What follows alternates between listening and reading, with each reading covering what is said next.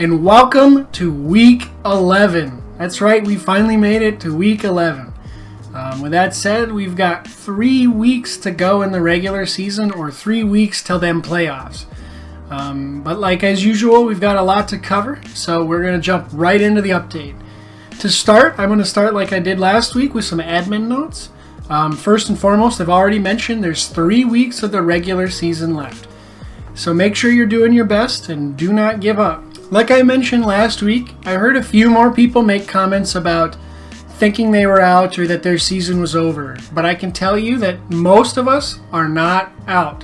And in the South, there is no one officially out of the playoffs. So now is not the time to give up. Now is the time to do your best, everybody. But this week is the make or break week. There are a few teams on that precipice that with losses this week could find themselves out. So make sure you're doing your best. With that said, we're going to jump into the next note. And that's just like last week, I'm going to drop NFL news this week, but instead I'm going to actually drop it for the remainder of this season. Just due to the amount of playoff hunt coverage we don't have time. So, but to keep going on that time, we're going to jump into the next section, which like usual is the Around the League news. Alright everybody, so the first reminder is the same one I've had all season. Remember to check your lineups every week. At minimum, you need to do it before the Thursday night game begins, and if best practice, before the Sunday games as well. This just helps you avoid those zeros. Next piece of news I have is to remember to pay your dues by December 22nd.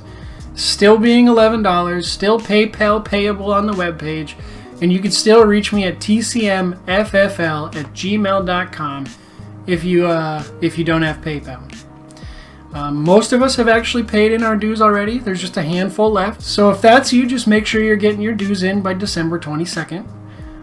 At this point, though, we have actually covered our prizes and have some to donate. So to all of you that have put in money already, I sincerely thank you. You've made it possible for us to help out Make-A-Wish and hopefully in the future, maybe in successive seasons, to donate quite a bit more. So thank you all very, very much.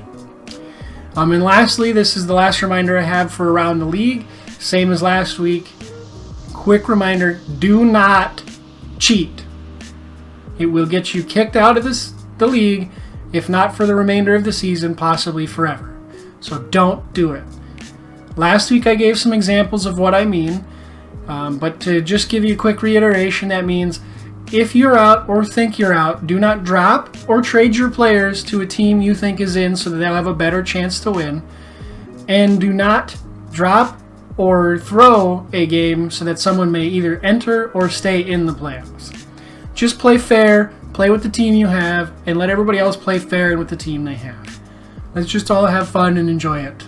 Alright, with that dark note finished, we're going to just jump right into the next section, the games to watch this week. We actually have 3 games to cover this week rather than 2, so at least we're getting a little bit better games this week. The first one I wanted to mention was the 6-3 Texans traveling to the 7-2 Ravens.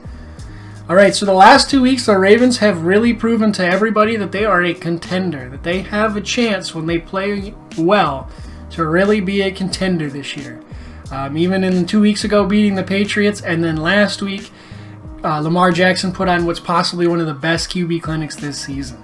So we will see if that will be enough to best the Texans, but the Texans will look to snap their hot streak traveling to Baltimore this week. Next, Sunday during the day, we have the 8-1 Patriots traveling to the 5-4 Eagles. Alright, so Philly is on the brink of proving they're a contender, but they're not quite there. What a better way to put a button on that than beating Patriots at home. Even at home, even with a fully healed team, it will be a tall order, so we will see if Philly can do it or if they will fall us to the wayside. And lastly, we have the Sunday night game, which is the 4-5 Bears traveling to the 5-4 Rams. Now, if you've been watching NFL, you know that both these teams don't look like they did last year, and both are kind of stumbling the last few weeks. However, when they play as they can, they both play some of the most exceptional and exciting football to watch. The highest flying offense versus the stoutest defense. We'll see if those two teams decide to show up for the cameras and lights Sunday night and give us an exciting show. I, for one, hope so, and I'm looking forward to it if that's what we get. All right, like I said, I only had 3 games this week, so now we're going to jump into those teams on bye. Rather than 6 like last week, we only have 4 teams this week, but there's still 4 good teams. So if you have any of these players, you're just going to want to make sure they're not on your rosters so you avoid them dreaded zeros. Those teams being the Giants, the Packers, the Titans, and the Seahawks. So if you have any of those players in your teams, you'll just want to make sure they're not in your rosters this week. All right, everybody. With that said, though, we're going to jump into what you've all come here for, what you've all been waiting for the Playoff Hunt coverage. Both leagues are extremely competitive and tight this year, with most teams being 1 to 3 games apart. So everybody still has a shot to make them playoffs, and everybody still has a shot to get knocked out. So now is not the time to get complacent and give up. Now is the time to make sure you're doing the best you've done all season. But with that said, we're going to jump into the North to keep moving here with its in the playoffs coverage. As has been for the last few weeks, Marcus is still in the first place in the North, even after his first loss last week, meaning that just like the NFL, there are no more undefeated teams after last week. However, Marcus is still in the playoffs and still has one of the best teams in the league. He may have missed out on clinching that first round bye last week, but with a victory this week, he could do it. So we'll see if he gets that, and good luck to him. Next in the North, there's actually a 4-way tie for that second spot. That being between Marlis, myself, Paula, and Rebecca. My mom, Marlis, actually plays her daughter-in-law, Amanda, this week, who finds herself just 1 game behind Marlis and 1 game out of the playoffs. Last week, Amanda was lucky enough to hop over Dean's team for that victory to get her into this hunt. So we'll see if she can continue that winning streak to get that spot this week and knock Marlis out. So good luck to you both. Next, I play Steph. Steph finds herself 1 game out of the playoffs after a tough 2-week losing streak. She'll look to break that streak this week, taking me on and seeing if she could knock me out and regain her lost spot. Next, Paula plays Sean. Sean finds herself 2 games out of the playoffs right now after a tough loss last week. However, with 3 weeks to go, she still has a chance and she'll want to do her best to make sure she doesn't drop another game this week. Rebecca plays Mark this week, who finds himself just 1 game out of the playoffs after what was possibly the closest victory in TFL history last week, winning by just 2 points. A victory which afforded him the chance to steal Rebecca's spot this week with another win. So good luck to you both, and we'll see if Mark can steal that spot or if Rebecca will maintain it. And then lastly, there's one other player who still has a playoff seed in the North, that being Steph, and we've already talked about her game with me. So we're going to jump right into the hunt next. So in the North, in the hunt, we actually have 2 players tied at just 1 game out, those being Mark and Amanda.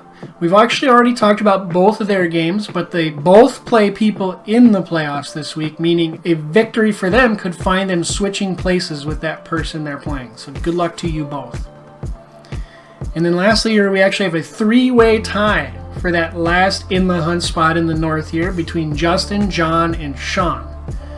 We've already mentioned Sean's game, so we're going to just jump right into Justin's and John's, who actually play each other. Loser of this game could find their season over.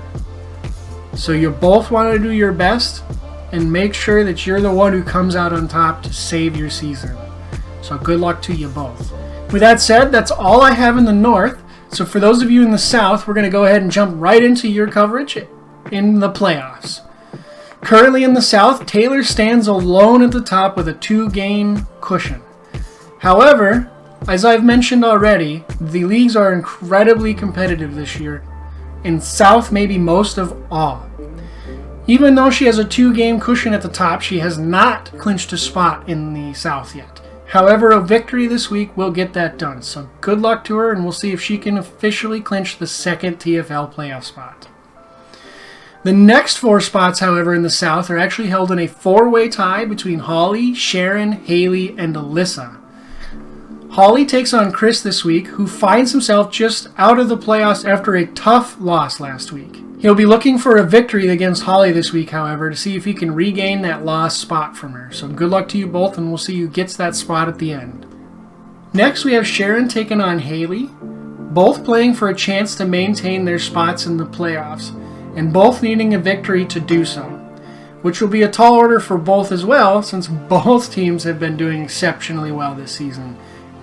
So good luck to you both, and we will see which team wants it more next week. For the last person in that tie, we've got Alyssa taking on Kim. Alyssa finds herself in the same tough spot as most of the other players in the South playoffs, facing someone just one game behind her in Kim. So just like everybody else, if Kim wins this week, she can steal that spot from Alyssa and knock her out. So good luck to you both, and we will see who ends up on top. The last team in the playoffs is actually Jody, who's taking on Grandma Pat. Grandma Pat finds herself in a tough spot 2 games out this week after 2 straight losses. She'll be looking to snap that losing streak with a tough victory over Jody, which will keep her season alive. A loss here could see her season end, so best of luck to you both, and we'll see if you both can stay in. Now, finally, we have the In the Hunt coverage for the South here. We have actually 3 players tied for that first spot out of the playoffs, those players being Kristen, Chris, and Kim. We've actually already talked about Kim and Chris's games, so we're going to jump right into Kristen's, who is facing Faye. Unfortunately for Faye, she finds herself in a tough spot at the back of the pack in the South. However, as I've already mentioned, the South is incredibly competitive, to the point that Faye is not out. She will need to win this week to keep her season alive, however, so good luck to you both, and Faye will see if you can keep in. So good luck to you. And then the last player we have in the South Hunt is Grandma Pat at 2 games out of the playoffs. However, we've already mentioned her game, which means that's all I have for you in both the Playoff Hunt coverage and for this week's update. And lastly, I just want to end this how I always do, and say thank you all for your energy, effort, and time. It's because of all of you that this is possible, and without you, we wouldn't be here, and we wouldn't be donating money to Make-A-Wish Foundation. It has been a great joy and honor for me to put this on. Despite all the energy and effort I've put into it, I have done nothing but had a blast, and I hope that is translated to all of you. Good luck to you all, and we will see you all next week.